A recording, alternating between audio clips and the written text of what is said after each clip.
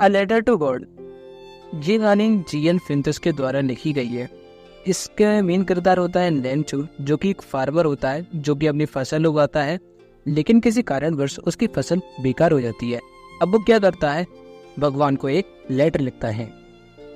अभी तक जो मैंने बताया वो इस कहानी की समरी थी। अब इस कहानी को स्टार्ट करते हैं। कहानी स्टार्ट होती है, the house the only one in the entire valley set on the crest of a low hill.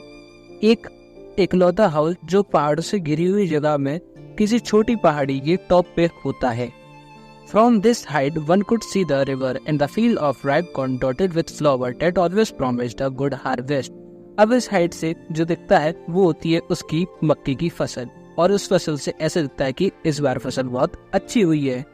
The only thing the earth needed was a downpour, or at least a shower.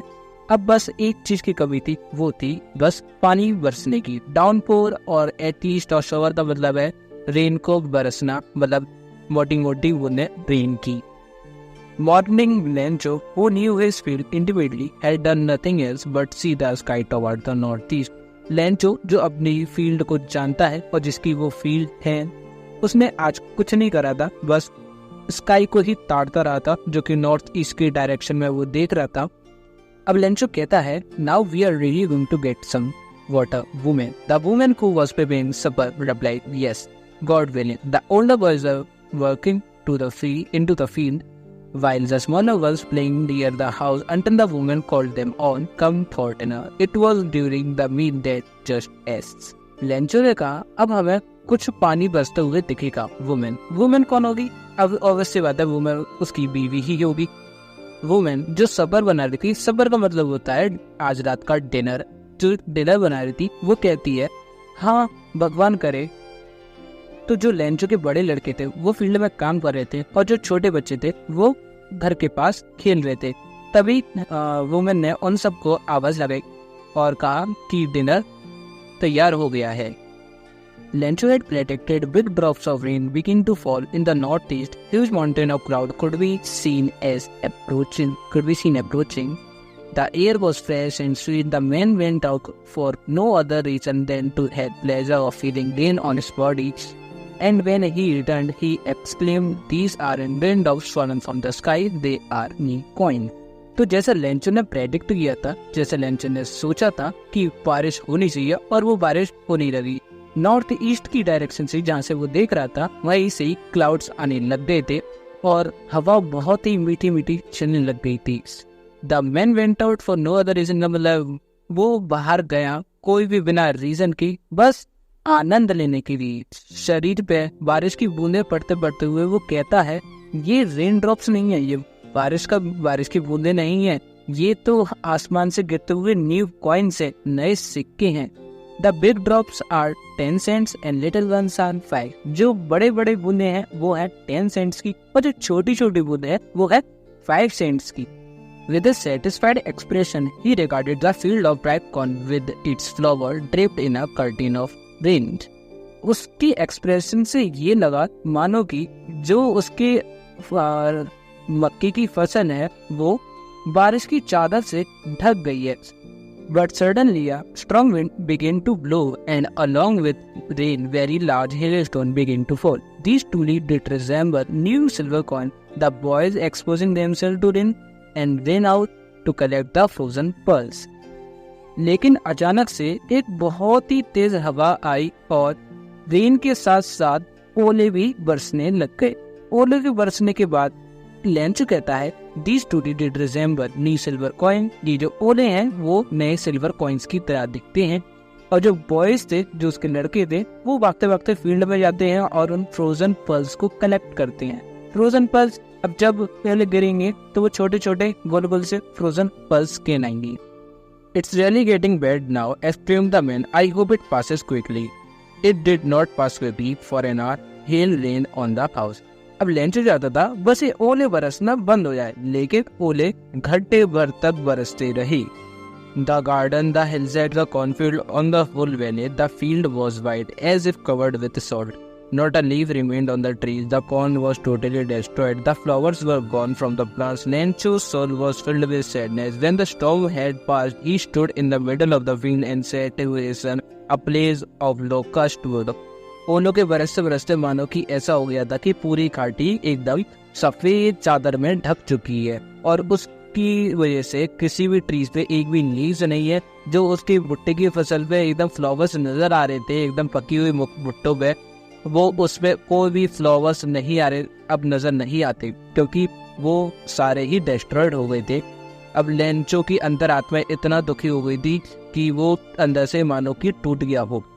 और जैसे ही वो एकदम हिल storm बंद हुआ, वो अपने field में जाकर के बीच में अपने बेटे से कहता है, इतना तो टिट्टू का प्रकोप भी नहीं करता जितना ये हेल स्टोन्स ने मेरी फसल को खराब किया।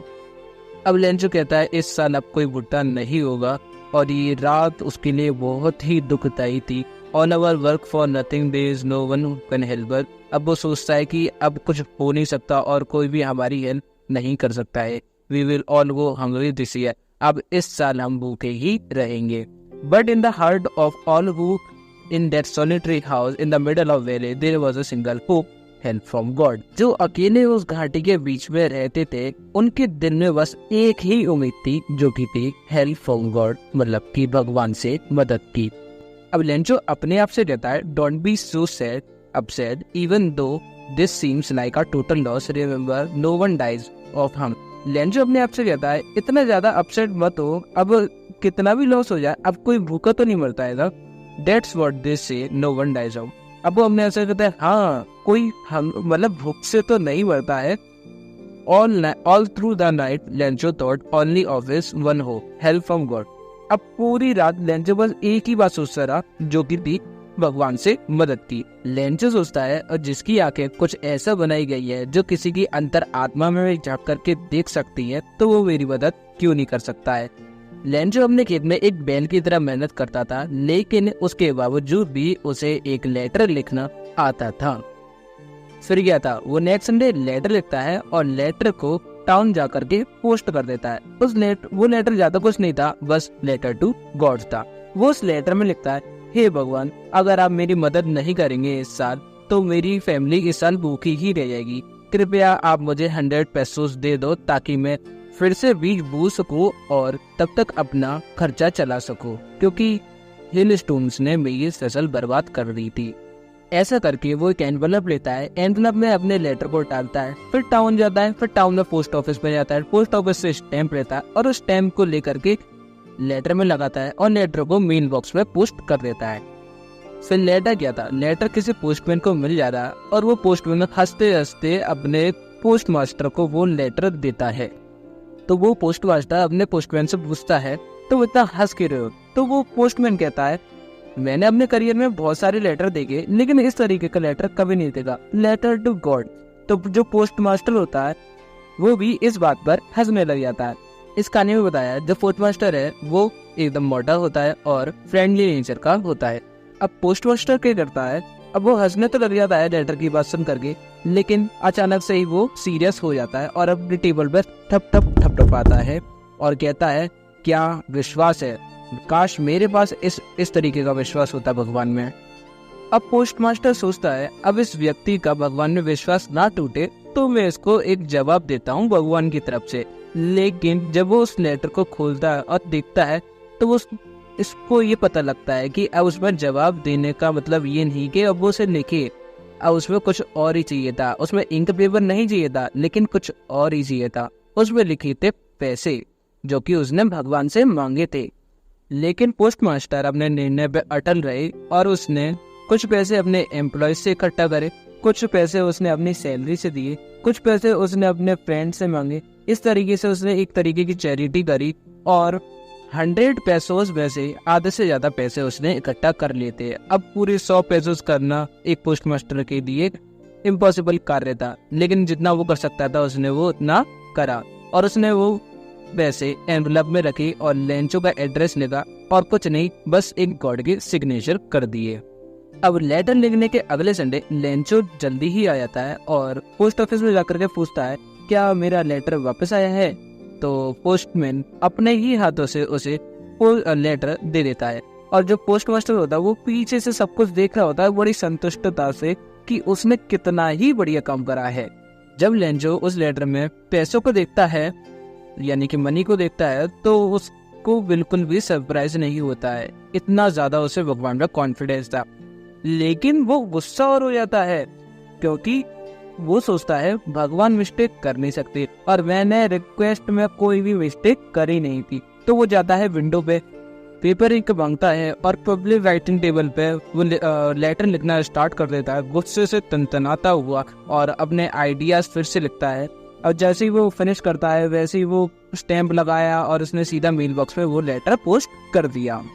अब सभी के मन में ये सवाल था उसने लेटर में अब लिखा क्या है। तो पोस्ट मास्टर ने अब खुद लेटर को खोला और उसमें ये लिखा था कि भगवान, मैंने आपसे मांगे थे 100 पैसों, जिसमें से बस 70 पैसों ही मेरे पास आए हैं। ये बाकी के पैसे इन लोगों ने चुरा लिए हैं क्योंकि ये लोग भ्रष्ट हैं और ये लोग चोर हैं।